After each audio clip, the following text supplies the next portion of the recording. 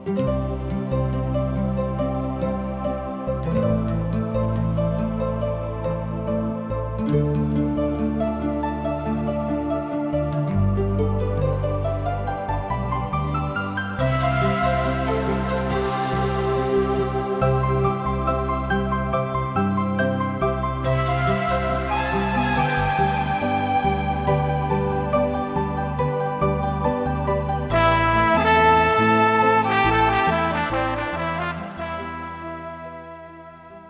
सब TWR India से प्रसारित कार्यक्रम जिंदगी के राह देखतनी।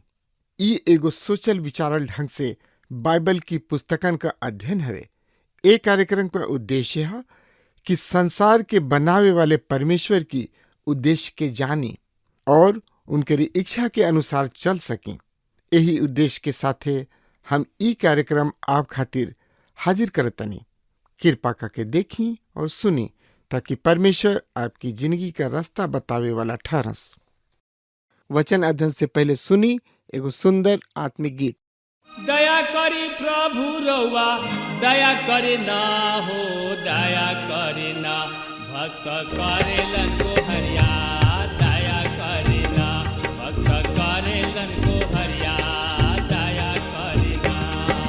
दया करी प्रभु रउआ दया करे ना हो, दया करे ना।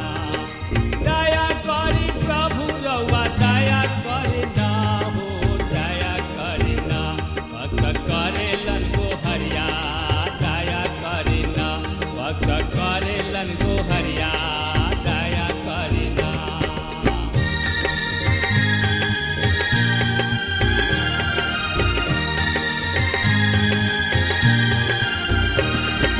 दया करी कृष्ण रउआ दया करे ना हो, दया करे ना।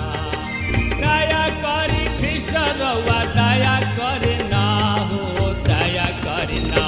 पापी करेलन बिनतिया, दया करे ना। पापी करेलन बिनतिया, दया करे ना।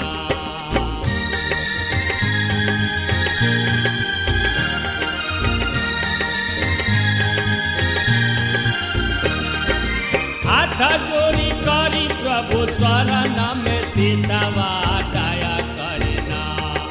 हाथ जोड़ी करी प्रभु चरण में सिसवा, दया करे ना। सेवक मांगेलन वरदनवा, दया करे ना। सेवक मांगेलन वरदनवा, दया करे ना। दया करे ना प्रभु दया करे ना जी, दया करे ना। दया करी प्रभु रउआ दया करे ना हो, दया करे ना भक्त करेलन को हरिया, दया करे ना। सेवक करेलन को हरिया, दया करे ना। सेवक करेलन को हरिया, दया करे ना। पिछला संदेश में हमने के सुननी हजा कि प्रभु यीशु मसीह सबसे श्रेष्ठ हवे। ऐसन कोनो चीज नहीं खे जौना से कि ऊ सबसे श्रेष्ठ ना होखस। ऊ सबसे उत्तम हवे।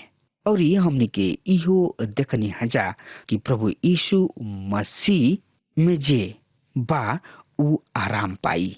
उहे आराम हवे और उहे मार्ग, सत्य और जिंदगी भी हमें। उनका बेगर केहू स्वर्ग में प्रवेश ना कर पाई। और आज हमने के देखे के त एकरा बारे में जानकारी खातिर रवा आपन पवित्र शास्त्र बाइबल निकाल ली हाँ। तो हमें देखी इब्रानी के पत्री 4 अध्याय 9 पद से लेके हम 13 पद तक के पढ़े जा रहल बानी रोज सामने।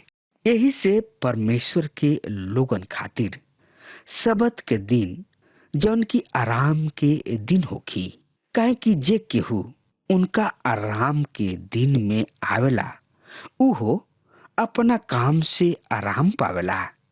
जैसे परमेश्वर अपना काम से आराम कइले, ऐसे हमनियों के उ आराम के दिन में आवे खातिर हमेशा कोशिश करत रही जा। कहीं ऐसा ना होके कि उ लोग जैसन हुकुम न मानना के कारण हमनी में से परमेश्वर के आराम से बहरी रह जाए। काहे कि परमेश्वर की वचन जियत प्रबल और हर एक दुधारी तलवार से तेज बा। उ नींव और आत्मा के गांठ गांठ और गुदा गुदा के अलग क के आर पार क के छेद देला और मन के विचारन और इच्छन के परखेला।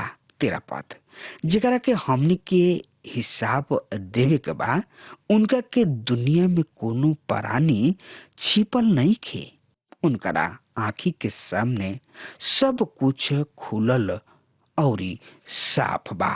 आई यही लगले हमने के यही अध्याय के 9 पद फिर से पढ़ ले जाओ। एक तरह से लिखल बा, सुन ध्यान से। यही से परमेश्वर के लोगन के खातिर शबत के दिन जौन की आराम के दिन होखी। मित्र, यहाँ पर लेखक भविष्य के बारे में बात कर रहल बने, जब परमेश्वर के सब लोग स्वर्गीय आराम के प्राप्त करी हैं। उ स्वर्ग जैसन जगह होई जहाँ पर लोग सच्चा आनंद, संतोष और आशीष सब के प्राप्त करी हैं। यही अध्याय के 10 पद एक तरह से बतावता, काहे कि जे केहू उनका आराम के दिन में आवेला वो अपना काम से आराम पावेला, जैसे परमेश्वर अपना काम से आराम कैले। रउआ ई मत समझी कि 6 दिन काम कैला के बाद 7वां दिन परमेश्वर थाक गइलन और कहले कि हम अब थाक गइल बानी, अब हम आराम करब। उ अपना सब काम के खत्म कैलन और उ आराम कैलन। सृष्टि के काम खत्म कैला के बाद उ आराम कैलन। एकरा बाद परमेश्वर ऐसन काम ना कैलन जौन भी उनका बनावे के रहे ओकरा के उ ओही घड़ी बना दिहलन। एकरा बाद उ कुछ ना बनौले। ब्रह्मांड में कुछ बदलाव हो रहल बा। ई उहे पुराना चीज हुआ जौन की फिर सुव्यवस्थित हो रहल बा। नया सृष्टि के शुरू हमनी के क्रूस से देख रहल बानी जा और पेंतीकोस्त से देखतानी जा। त एकरा बारे में जानकारी खातिर रुआ हमरा संगे आपन पवित्र शास्त्र बाइबल निकाल ली और ओहमे देखी 2 कुरिन्थियों के पत्री 5 अध्याय 17 पद में एकरा बारे में लिखल गइल बा। यही से यदि केहू मसीह में बा उ नया रचना ह, पुराना बात बीत गइल, देखा उ सब बात नया हो गइल बा। आज ऐसा बहुते लोग विश्वास के द्वारा बदल रहल बने और स्वर्गीय राज्य में प्रवेश कर रहल बने।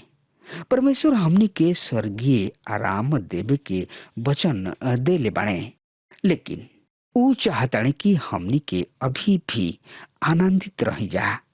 जैसे कि केहू कहले बा, चाहे कुछ भी होके स्वर्ग तो स्वर्ग ही है। हमनी के एह जिंदगी में आनंदित होखे के बा।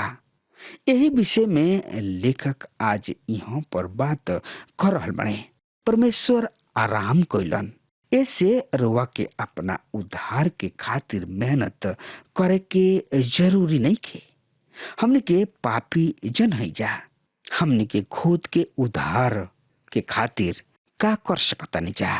त एकरा बारे में सोचे विचारे खातिर रुआ आपन पवित्र शास्त्र बाइबल में देखत चलत चली। रोमियो के पत्री 3 अध्याय 10 पद में लिखल बा कि केहू धर्मी नहीं खे, एक कहू ना। ऐसे प्रभु यीशु मसीह हमनी के उद्धार के खातिर न्योता दे रहल बने। प्रभु यीशु मसीह पर विश्वास कैला के द्वारा हमनी के नया सृष्टि बन जाई न जा। आई यही लगले हमनी के पढ़ लिया जाओ इब्रानी के पत्री 4 अध्याय के 11 पद ए तरी से बता रहल बा। ऐसे हमनियों के उ आराम के दिन में आवे खातिर हमेशा कोशिश करत रही जा। कहीं ऐसा ना होखे कि उ लोग जैसन की हुकुम ना मनला के कारण हमनी में से परमेश्वर की आराम से बहरी रह जाओ। हमरा समझ से सबसे ज्यादा संतोष एगो आदमी के तबे प्राप्त होला जब उ परमेश्वर के संतान बन के उनका इच्छा पर चले लागेलन, परमेश्वर के काम करे लागेलन, उनका पर भरोसा राखे लागेलन और उनका में आराम करेलन। उहे महिमामय जगह है जहाँ पर परमेश्वर चाहलन कि हम औरी रउआ रह जा। मरियम उस जगह पर अली प्रभु यीशु मसीह के चरण में बैठली, जबकि मार्था खाना बनावे में व्यस्त रही। मार्था प्रभु यीशु मसीह के सेवा करे चाहत रही, लेकिन उना चाहत रही कि सच्चा आराम का है कि हमनी के संतोष प्राप्त करे खातिर प्रभु यीशु मसीह के चरण में बैठी जा। आज हमनी के जरूरी बा कि हमनी के परमेश्वर से प्राप्त आराम के खोज में रही। एकरा खातिर लगातार परमेश्वर के संगति में रहे के बा, संगति में बनल रहे के बा, प्रार्थना करे के बा, उनका पर विश्वास और भरोसा रखे के बा। यही अध्याय के 12 पद ए तरी से बता रहा बा, काहे कि परमेश्वर के वचन जियत प्रबल और हर एगो दुधारी तलवार से तेज बा। उ जीव और आत्मा के गांठ गांठ और गुर्दा गुर्दा के अलग क के आर पार छेद क देला और मन के विचारन और इच्छा सब के परखेलन। पौलुस छोट छोट शब्द के प्रयोग कैलन, लेकिन उनका में भी एगो तर्क बा जौना पर से कि एगो छोट से चूल्हे के ऊपर बहुते बड़ केवाड़ घुमेला। कुछ धर्मशास्त्रीय ई विचार करेलन कि जीवित वचन लिखित वचन ना है, और ई कुछ विश्वास करलन कि जीवित वचन ही लिखित वचन है। लिखित वचन ही मसीह के प्रकट करेला। यहाँ पर दोनों के मूल एक ही है। जीवित के मतलब जीवित परमेश्वर के वचन से बा, प्रबल हर एगो दुधारी तलवार से भी चोख बा। एगो बात रुआ याद रखी कि परमेश्वर के जवन भी वचन रुआ प्रचार करीना उ दुधारी तलवार से भी चोख बा। एक तरफ से ई वचन कलीसिया के सदस्य सब के भेद दिही और दूसरा तरफ रुआ के भेद दिही। कई हाली जबकि हम प्रचार करीना तो ऐसन लागेला कि हम अपना आप के प्रचार कर रहल बानी। परमेश्वर के वचन सचहु दुधारी तलवार के जैसन बा, जौन की हमनी के दिल के आर पार क देला, यानी कि दिल के बेधी देला। पहला थिस्सलुनीकियों 2 अध्याय के 13 पद में पौलुस थिस्सलुनीकियों के कलीसिया के लिखताड़े, ऐसे हम भी परमेश्वर के धन्यवाद निरंतर करतानी कि जब हमनी के द्वारा परमेश्वर के सुसमाचार के वचन तोहनी लगे किने पहुंचल त तू ओकरा के मनुष्य के ना वरन परमेश्वर के वचन समझ के प्रकट करेला, और उ हमरा में जौन की विश्वास करलन प्रभावशाली हमें। इ कलीसिया के वचन की बहुत ही गंभीरता से ले बने। पहला कुरिन्थियों 2 अध्याय के 4 पद में लिखल गइल बा, और हमार वचन और हमरा प्रचार में ज्ञान के लुभावनी बात ना, पर आत्मा और सामर्थ्य के प्रमाण रहे। अधिकतर विश्वासी परमेश्वर के वचन पर ज्यादा समय ना बितावलन। अधिकतर प्रचारक परमेश्वर के वचन के अध्ययन करे में समय ना बितावलन। अभी भी आदमी परमेश्वर के वचन के अध्ययन करे में समय बितावले। परमेश्वर ओहनी जाना से बात करलन। उ गांठ गांठ और गुर्दा गुर्दा के अलग क के आर अपार विधि देला। केवल परमेश्वर ही आत्मा और प्राण के अलग कर सकताणे। हम और रउआ नहीं जा कर सकत। परमेश्वर के वचन में कहीं कहीं पर प्राण और आत्मा के उपयोग अलग अलग और कतहीं कतहीं पर एक साथ भइल बा। केवल परमेश्वर के वचन ही ओकरा के अलग कर सकता और मन के भावना और विचार सबके जाचेलन। परमेश्वर के वचन हमनी के जाचेलन, हमरा और रउआ के भी जाचेलन। लेकिन परमेश्वर के वचन के न्याय केहू ना कर सकेला, काहे कि एकर बहुत कारण बा। पहिल का ह, एक किताब के तरी कोनो किताब नहीं खे। एक किताब में उद्धार के एगो महान संदेश निहित बा। परमेश्वर के वचन मनुष्य के दिल के आनंदित कर देला और बात करेला। मत्ती रचित सुसमाचार 15 अध्याय के 19 पद ए तरी से बतावता, काहे कि खराब सोच, हत्या, पर स्त्री गमन, बेविचार, चोरी, झूठ गवाही और दूसरा के बुराई मन से निकलेला। आई यही लगले हमनी के पढ़ लिहल जाओ इर्मिया नबी की किताब 17 अध्याय के 9 पद ए तरी से बतावता, मन तो सब वस्तु से अधिक धोखा बाज होला और असाध्य रोग से ग्रस्त बाणे, ओकरा के समझा सकता। एकरा बाद हमनी के इब्रानी के पत्री 4 अध्याय के 13 पद में ए तरी से लिखल गुल बा, जेकरा के हमनी के हियाव देवे के बा, उनका के दुनिया में कोनो परानी छिपल नहीं खे। उनका आँखी के सामने सब कुछ खुलल और साफ बा। रुआ परमेश्वर से कोनो भी चीज छिपल नहीं खे रह सकत। परमेश्वर हमनी के दिल के उद्देश्य के जाना ताणे। प्रभु यीशु मसीह हमनी के महायाजक हमें। इब्रानी के पत्री 3 अध्याय पद में लिखल बा, यही से हे पवित्र भाई लोग, तोहनी लोग जौन की स्वर्ग के बुलाहट में साथ ही बाड़ा, प्रभु यीशु मसीह पर ध्यान द, जौन की हमनी के प्रेरित और महापुरोहित हवन। ई बात हमनी के मानी ना जा। इस संदेश में हमनी के देखनी है जा कि प्रभु यीशु मसीह ही महान हमें, वो सबसे श्रेष्ठ हमें और सबसे कीमती हमें। और इस संदेश में हमनी के देखनी है जा कि प्रभु यीशु मसीह कैसे लोगन से प्यार कइलन। ऐसे हमनी के प्रभु यीशु मसीह की ने आवे के बा, काहे कि प्रभु यीशु मसीह प्यार करे वाला प्रभु हमें। बस अगर हमार बात रुआ तक पहुंच रहल बा तो आज वे यही घड़ी प्रभु यीशु मसीह की ने आई और उनका के उद्धारकर्ता के रूप में स्वीकार करी। अब हमार समय खत्म हो रहा बा, तब तक खातिर वह हमरा के आज्ञा दी। परमेश्वर वह के बहुते बहुते आशीष देस। आमीन।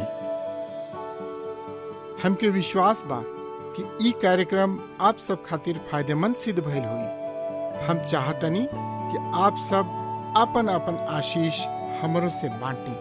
अगर आप सबके लगे बाइबल से चाहे आपकी निजी जिंदगी से क्यों सवाल होके, चाहे क्यों समस्या खातिर प्रार्थना करावे चाहतनी, तो हमारी फोन नंबर पर जरूर संपर्क करें। परमेश्वर आप सबके बहुत आशीष प्रदान करें और आज का दिन आप खातिर सुखद बनावे।